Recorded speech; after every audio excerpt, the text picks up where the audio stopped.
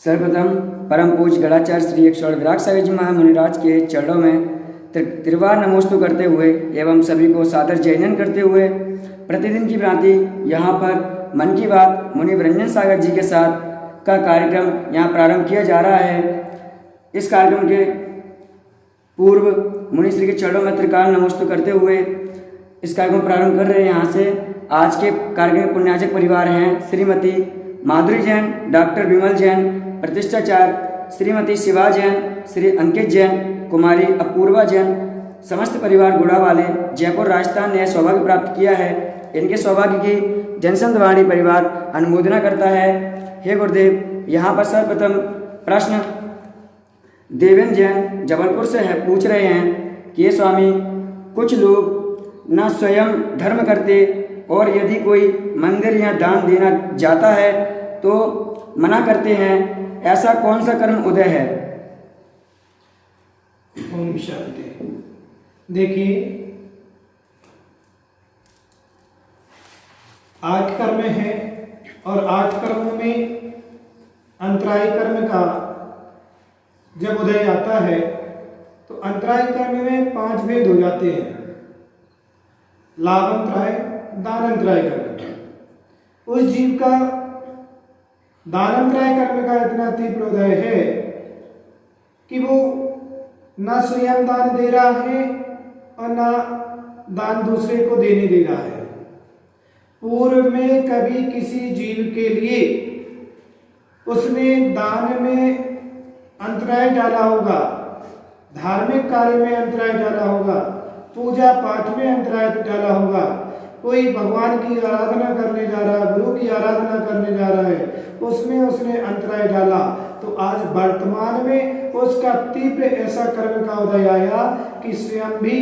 भगवान के पास नहीं जा रहा है, गुरु के पास नहीं जा रहा है, और यदि कोई दान देने जा रहा है तो उसको भी मना कर देता है, उसको भी नहीं जाने देता है, चिड़चिड़ाने लगता है, क्रोध करने लगता है, गुस्सा करने लगता है। ये उसका तीव्र अंतराय कर्म का उदय। और ऐसा दान अंतराय कर्म का उदय आ रहा है कि दान दे नहीं पा रहा है। और जो जीव दूसरे जीवों को, जैसे आदिनाथ स्वामी ने जब राज्यावस्था में दान की बात, जब कृषि का उपदेश दिया, तो कृषि के उपदेश में जब प्रजा ने पूछा कि स्वामी, बैल आदि फसल खा जाते हैं तो क्या करें, तब उन्होंने इतना सा धर्म उपदेश दिया था, वो भी प्रजा की भलाई के लिए, कि बैलों के मुख में मुसिका बांध देना, और इसका मात्र उन जीवों को खाने के लिए रोका। तो उनका कर्म का बंध ऐसा बन गया कि जब मुनि अवस्था में वो आहार को निकले तो 7 महीने 6 दिन तक उनकी विधि नहीं मिली। एक कर्म का ऐसा कर्म का उदय बनता है जीव का। ऐसे ही जिस जीव ने यदि अंतराय न धर्म कर रहा है और करने वाले को मना करता है, तो उसका पूर्व का तीव्र कर्म का उदय चल रहा है, और उसके लिए चाहिए कि अपन उसकी बात को उस समय मान लेना चाहिए, और जैसे ही अवसर मिलता है तो अपनी क्रिया करना चाहिए। अपन को धर्म की क्रिया से नहीं हटना चाहिए, अपन धर्म की क्रिया करते रहें। वो अपना कर्म कर रहा है, अपन को अपना कर्म, अपना कार्य करना चाहिए। वो मना करता है, लेकिन अवसर पाकर के अपन को मंदिर, पूजा पाठ, दान आदि करते रहना चाहिए। यहाँ पर दूसरा प्रश्न अभिषेक जैन बालाघाट मध्य प्रदेश से पूछ रहे हैं कि स्वामी, देश में पहले से ही कोरोना वायरस का महामारी चल रही है और यहाँ पर बताया जा रहा है चक्रवाती तूफान का आना, देश पर ऐसा संकट किस कारण हो रहा है? देखिए, प्राकृतिक के आपदा को कोई नहीं रोक सकता है, और ये सब प्राकृतिक आपदाएं हैं। प्राकृतिक आपदाएं जब प्रगति के साथ कोई खिलवाड़ करता है, प्रगति के साथ कोई छिड़खान करता है, तो ये प्राकृतिक आपदाएं देश के ऊपर आती हैं। और अभी तो एक कोरोना वायरस आ रहा है, ऊपर से कभी चक्रवाती तूफान, जैसे आज चक्रवाती तूफान उड़ीसा में, पश्चिम बंगाल में 150 की स्पीड से इतनी तेजी से तूफान आ रहा है तो एक प्राकृतिक आपदा है। शासन अपना काम कर रही है, बचाव का राहत कार्य किया, 10 लाख लोगों को वहां से निकाल करके दूसरी जगह शिफ्ट किया। शासन अपना काम कर रही है, बचा रही है, लेकिन फिर भी ये आपदा को रोका नहीं जा सकता है। जब देश में पाप बढ़ने लगता है, जब पाप की प्रवृत्तियां बढ़ने लगती हैं, तो कोई ना कोई ऐसी आपदाएं विपदाएं देश के ऊपर सामूहिक रूप से आया करती हैं। और जहां पर इस जीवों की मारने का कार्य, हत्या का कार्य होता है, वहां पर ऐसी आपदाएं विशेष करके आती हैं। और आज जैसे कि देख रहे हैं कि अभी 20 लाख करोड़ रुपए प्रधानमंत्री ने देश के लिए पैकेज दिया, और उस पैकेज में एक पैकेज बना दिया मछली पालन वालों के लिए दिया कि अभी तक जो मछली का कार्य होता था पकड़ने का, अब उसमें 70% और बढ़ा दिया कि 70% और ज़्यादा मात्रा में ये मछली पकड़ना चाहिए। तो अब इतने सारे जीवों को एक साथ यदि मारा जाए, इतने सारे जीवों की हत्या होगी, तो निश्चित है कि ये विपदाएं, ये प्राकृतिक विपदाएं देश पर आती हैं और उसकी अनुमोदना सारे लोग कर रहे हैं। तो उनका एक साथ समूह कर्म का बंध बन रहा है और वो सबके ऊपर हावी हो जाता है। इसलिए हमें प्राकृतिक के साथ खिलवाड़, छेड़खानी नहीं करना है और इन विपदाओं से हमें सामना करना है डट करके, और पापों से बचना है। पापों से बच करके हम कार्य करें तो इन विपदाओं को हम टाल सकते हैं और निकाल सकते हैं। इसके बाद यहाँ पर दीपचंद जैन अंबा जिला मुरैना से अपना प्रश्न पूछ रहे हैं कि स्वामी, भगवान के मोक्ष कल्याणक पर मंदिर जी में लड्डू क्यों चढ़ाया जाता है? चींटी आदि लग जाते हैं तो दोष लगता है क्या? देखिए, ये हमारी पुरानी प्राचीन परंपराएं हैं कि भगवान के मोक्ष कल्याणक पर निर्माण लाडू चढ़ाने की, और निर्माण लाडू चढ़ाने की परंपराएं आज की नहीं, पुरानी परंपराएं। शास्त्रों में भी ऐसा वर्णन आया है कि जब क्षुधा की बात आती है, क्षुधा चढ़ाने की, तो वहां पर घेवर, बाबरी आदि ऐसी मिठाइयों का नाम लिया, वो क्षुधा की भोग के लिए चढ़ाते हैं। लेकिन भगवान के सामने जो लड्डू चढ़ाया जा रहा है, लड्डू को जिस तरफ से भी चखो उस तरफ से मीठा नजर आता है। ऐसा नहीं कि लड्डू सामने से ही मीठा होता है, लड्डू को जिस तरफ से चखो चारों तरफ से वो मीठा ही मीठा नजर आता है। जैसे लड्डू के अंदर चारों तरफ मिठास ही मिठास, अंदर बाहर सब जगह मिठास ही मिठास है, ऐसे ही हे भगवान आपके गुण भी ऐसे लबालब भरे हुए हैं, ऐसे मिठास गुणों से भरे हुए हैं। उन गुणों की प्राप्ति करने के लिए मैं एक लाडू आपके सामने चढ़ा रहा हूँ कि भगवान जैसे गुणों को आपने प्राप्त कर लिया है, ऐसे गुण मैं भी प्राप्त कर लूं और एक गुण मेरे अंदर भी विद्यमान हो जाए, मेरे अंदर भी ऐसे अनंत ज्ञान, अनंत वीर, अनंत बल मेरे अंदर भी आ जाए, मैं भी आप जैसे गुणों को प्राप्त कर सकूं।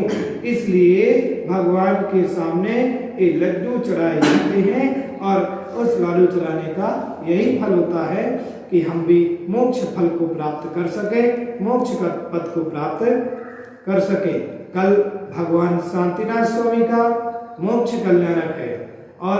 भगवान शांतिनाथ स्वामी का मोक्ष कल्याणक पर पूरे देश में भगवान शांतिनाथ स्वामी का मोक्ष कल्याणक मनाया जाता है। जो भी भगवान का मोक्ष कल्याणक आता है, सभी मंदिरों में अधिकांश वो निर्माण लाडू चढ़ाए जाते हैं, वहाँ पर एक उत्सव मनाए जाते हैं। आप सबको भी ऐसा उत्सव मनाना चाहिए और नहीं पहुँच पा रहे मंदिर में तो घर में बैठ कर के अनुमोदना करना चाहिए, भावना बनाना चाहिए।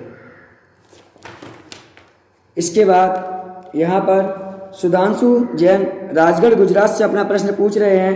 कि भगवान मेरे मन में यह जिज्ञासा है कि यदि दिगंबर जैन साधु को कोरोना हो गया तो समाज एवं संघ के साधु को क्या करना चाहिए। भैया जी, पहली बात तो ये है कि जब इतनी महान साधना कर रहे हैं तो ऐसे वायरस को, कोरोना वायरस उनके पास आ नहीं सकता है। लेकिन कोरोना वायरस में ये नहीं लिखा है कि मैं किसके ऊपर आऊँगा, किसके ऊपर नहीं आऊँगा। ये देख करके नहीं आता है। ये तो एक बीमारी है, छुआछूत टाइप की बीमारी है, और ये तो कभी भी किसी के ऊपर कर्म है, कर्म कभी भी किसी के ऊपर उदय में आ सकता है। और कभी ऐसा साता कर्म का उदय, वैसे तो साधुओं को कभी कोरोना हो नहीं सकता। यदि कभी आ गया कोरोना और कभी साधुओं पर कोरोना का प्रभाव आ गया और कोई साधु को कोरोना हो गया, दिगंबर साधु को, तो संघ के लोगों को चाहिए, समाज के लोगों को चाहिए कि जब वो इतने समय से अपने संयम का पालन कर रहा है तो उसका संयम टूटे ना, उसको अस्पताल नहीं भेजना है। उसके लिए आप अपने ही कहीं एक कमरा में क्षेत्र पर ऐसी जगह बनाइए कि जहाँ पर 4 कमरे हों, वहाँ डॉक्टर की व्यवस्था हो, औषधि की व्यवस्था हो, उनकी औषधि हो सके, उनका इलाज हो सके और वहाँ उनका संयम का पालन भी हो सके और वो अपने संयम का पालन कर सके। हमें कोरोना से डरना नहीं है, भय नहीं खाना है। एक कोरोना होने से तुम कहें कि हम साधु की दीक्षा को छेद करवाने, कि साधु को अस्पताल भिजवाने, कि साधु के लिए अस्पताल के लिए भेज रहे, तो ऐसा समाज के लोगों को एक व्यवस्था बना करके चलना चाहिए कि आने वाले समय में एक क्षेत्र पर कहीं पर 4-10 कमरे ऐसे व्यवस्थित बना करके रखें, कोई 2-4 डॉक्टरों से संपर्क करके रखें और उन डॉक्टरों को वहाँ पर रखें और उनका आयुर्वेदिक रूप से व्यवस्थित इलाज किया जाए और उनका इलाज करवाया जाए। ये भविष्य के लिए है, वैसे ऐसा हो नहीं सकता है कि साधु के लिए कोरोना यदि आ जाए, ये नहीं हो सकता है क्योंकि इतनी साधना, इतना संयम उनका है, उनकी तप का इतना प्रभाव होता है कि ये रोग तो वैसे ही पलायन कर जाता है। लेकिन फिर भी हमें सावधानी रखना है। हमें संघ के साधुओं को भी चाहिए कि उनसे एलर्जी ना करें, उनसे घृणा ना करें, उनकी सेवा करें। सेवा कैसे करें, वो आप विवेक लगाएं, विवेक के माध्यम से उनकी सेवा करें और उनको व्यवस्थित वैयावृत्ति करें। उनकी संलेखना समाधि के लिए अंतिम समय में जब संबोधन चाहिए पड़ता है तब आप संबल दें, उनके लिए संभालें और उनको संभाल करके संबल दे करके उनको आगे बढ़ाएं। क्योंकि आज ये बहुत चिंताजनक विषय है कि आज समाज को भी चाहिए, साधु संघों को भी चाहिए। वैसे इसलिए कहा जो साधु जहाँ है वो अपने वहीं पर व्यवस्थित अभी रहे और विहार करने की अभी वह अपनी प्रक्रिया ना करे, क्योंकि जहाँ है वहाँ सुरक्षित रहें। क्योंकि अपना संयम सुरक्षित रहेगा तभी तो अपन साधना कर पाएंगे, अपन साधना अंगीकार कर पाएंगे। यदि अपना संयम सुरक्षित नहीं रहेगा तो अपन संयम का पालन कैसे कर पाएंगे। इसलिए साधुओं को भी सावधानी चाहिए कि वो सावधानी बरतें। समाज के लोगों को भी चाहिए कि वो अपने कर्तव्य का पालन करें, कि साधुओं की अच्छे से वैयावृत्ति सेवा उनके अपने ये तो अवसर मिला है। और अच्छे दिनों में तो हर कोई सेवा करता है, हर कोई वैयावृत्ति करता है, हर कोई सेवा करता है। सही सेवा का फल तो तब है कि जब दुख के दिनों में उनकी सेवा की जाए। और ऐसे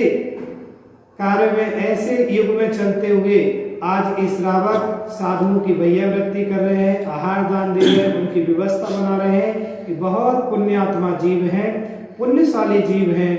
कि ऐसे समय में जब आज सारी समाज डरी हुई है, भय है, लेकिन फिर भी जहाँ साधु संत हैं वहाँ के श्रावक बड़े साहस के साथ, धैर्यता के साथ साधुओं की चर्या करा रहे हैं, साधुओं के नियमों का पालन करा रहे हैं और उनकी सेवा कर रहे हैं, साथ ही साथ पुण्य का बंद कर रहे हैं। धन्य है ऐसे श्रावकों की भक्ति के लिए भी कि उन्होंने ऐसे काल में भी अपनी भक्ति करना नहीं छोड़ी है, अपनी भक्ति का परिचय दिया है और जहाँ भी जो संत साधु हैं उन सबकी श्रावक यथायोग भक्ति कर रहे हैं, उनकी आराधना कर रहे हैं। उन सभी के लिए मेरा बहुत बहुत मंगल आशीर्वाद है। जो जो श्रावक जहाँ जहाँ श्रावक साधुओं की सेवा कर रहा है, ऐसे ही संकट के दिनों में भक्ति करते रहें और भक्ति का यही परिचय, सच्चा भक्त का यही परिचय है कि वो अपनी भक्ति से वंचित नहीं होता है। यहाँ पर अंतिम प्रश्न यासिका बुखारिया पुणे महाराष्ट्र से कर रही हैं। हे गुरुवर, हम पुणे में रहते हैं, हमारे यहाँ से श्वेतांबर मंदिर दिखता है, तो हम उसे देखकर पूजा पाठ इत्यादि कर सकते हैं, क्या श्वेतांबर मंदिर की उपमा हमें लगेगी? देखिए, ये महामारी का युग चल रहा है और ऐसी विषम परिस्थिति में आप कृत क्रिया नहीं कर सकते हैं, मतलब जाकर के आप दर्शन नहीं कर पा रहे हैं, आपको घर से निकलने नहीं मिल रहा है, तो आपके सामने छत पर से आपको जिन मंदिर के दर्शन हो रहे, श्वेतांबर मंदिर है, लेकिन श्वेतांबर मंदिर में भी अपने जिन बिंब को निहारना, जिन बिंब को भावना करना, जैसे कि भरत चक्रवर्ती ने जब छत के ऊपर खड़े होकर के उन्होंने सूर्य में अरहंत भगवान को प्रतिबिंब को निहारा और वहीं छत पर से खड़े होकर के उनका नियम था कि भगवान का अभिषेक रोज करना, लेकिन उस दिन अभिषेक करने नहीं पहुंच पाए, तो अपने छत के ऊपर खड़े होकर के कलश लेकर के और भगवान को सूर्य में निहार करके अरहंत भगवान को, और वहीं से वो भगवान के ऊपर जल ढालते हैं तो अभिषेक का नियम पूरा कर लेते हैं। जब एक चक्रवर्ती सूर्य में अरहंत भगवान को निहार सकता है तो वो भली सलाका पुरुषों में है, लेकिन हम भी एक श्रावक हैं और ऐसे युग में चलते हुए में हम भली नहीं पहुंच पा रहे हैं, तो हम भी उन मंदिर में भी अपने जिन बिंब को अरहंत भगवान को निहार करके, अरहंत भगवान ही तो वहां विराजमान है, लेकिन बस वो सराग में है, अपन वीतराग को पूज रहे हैं, तो अपन वीतराग भगवान को निहार करके और उनकी वंदना स्तुति वहां घर बैठ करके कर रहे हैं, तो ठीक है, आपको पुण्य मिल सकता है, पुण्य हो सकता है कि आप श्वेतांबर मंदिर के भी दर्शन कर लेते हैं, तो उसमें अरहंत भगवान को, वीतराग भगवान को नमस्कार कर ले और वहाँ भक्ति कर ले और ऐसे ही आराधना कर ले, अनुमोदना कर ले, घर में बैठ कर के भी अनुमोदना की जा सकती है। हम लागी लोगों को नहीं पूछते हैं, लेकिन वीतरागता को पूछते हैं, वीतरागता के भाव हैं, वीतरागता की स्तुति कर रहे हैं, तो वीतराग भाव होकर के हमने उस जिन बिंब के दर्शन, जिन मंदिर के दर्शन किए हैं, तो पुण्य आपको साथ मिलेगा जरूर। इस भावना से आप सभी, इस मन की बात से आप सभी अपने प्रश्नों का समाधान अपने घर बैठे आपको मिल रहा है और आप विगत दिनों से अपने मन की बातों को इस व्हाट्सएप के नंबर से यहाँ से अंशुल भाई के पास भेज करके अपने समाधान ले रहे हैं, और आप लोग घर में बैठ करके अपने अपने मोबाइल पर जनसंवाणी पर आप अपने मन के समाधान को देख रहे हैं, गुरुओं की वाणी को भी सुन रहे हैं, और आपको प्रतिदिन की भांति रोज आशीर्वाद भी मिल रहा है। और बहुत दिन हो गए आपको जिन बिंब के दर्शन नहीं हुए,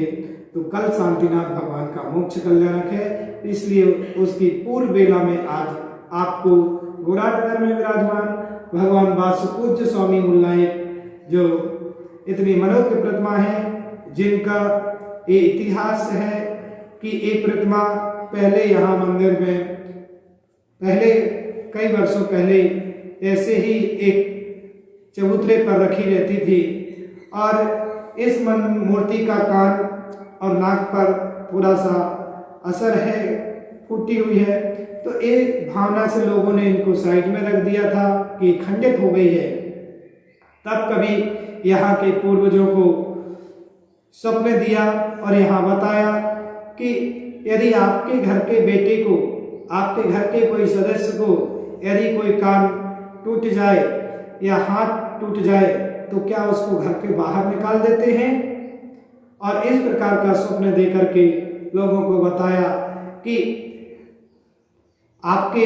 ही भगवान हैं, जिनेंद्र भगवान आपके पूज्य हैं, आराध्य हैं, और आपने इनको